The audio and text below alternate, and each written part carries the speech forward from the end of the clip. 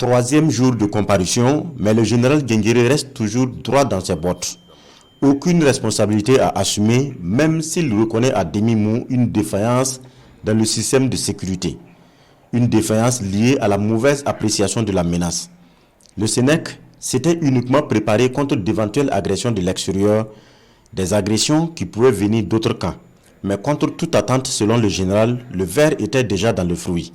C'est au sein du Sénèque que le commando est constitué. Le général dit être pris au dépourvu car en ce moment, je ne savais plus qui est qui, précise-t-il. Et le piquet d'intervention, quelles étaient ses attributions au niveau du Sénèque, demande le parquet militaire. Le piquet est là pour intervenir à tout moment contre toute attaque. Mais dans notre cas, le piquet était beaucoup plus conditionné à réagir en cas d'agression extérieure. Pour des attaques intérieures, c'est quasi impossible de réagir, martèle le général. Le procureur parle de défaillance volontaire au niveau du piquet d'intervention entretenu par l'accusé pour réussir le coup. Au sujet de la responsabilité du chef de corps adjoint dans la consolidation du coup de force, un cours de règlement militaire s'invite au débat entre le général et le procureur militaire. Pour le procureur militaire, même étant adjoint, le général avait le commandement de fait car le titulaire Blaise Compaoré était appelé à d'autres fonctions. Il était ministre de la Justice.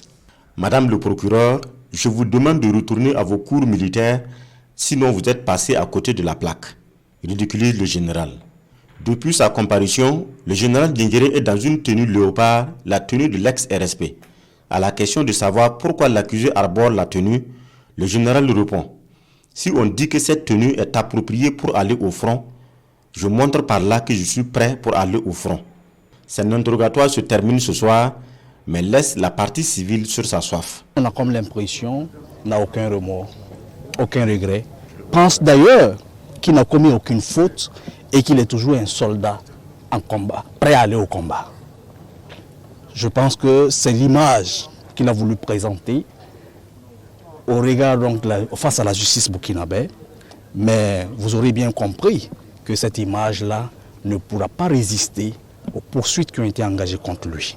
Nous avons suffisamment démontré hier quelle était sa responsabilité et nous allons continuer encore de le démontrer avec les témoins qui viendront à la barre pour montrer comment et combien toute sa défense est construite sur des contre-vérités. Et donc nous sommes sereins, il pense pouvoir s'en sortir, mais nous avons l'assurance que les témoins la semaine prochaine viendront le confondre davantage. La responsabilité elle est personnelle. À partir du moment où le tribunal va se convaincre que le général Guinguéré n'a jamais tiré sur la gâchette, les choses sont claires. Les choses sont claires. Il n'a jamais tiré. Les assaillants sont venus de l'extérieur pour arriver au conseil de l'entente et pour commettre l'irréparable. Qu'est-ce que vous voulez? On n'a même pas besoin de faire une faculté de droit quand même pour savoir que si on n'est pas responsable, on n'est pas responsable.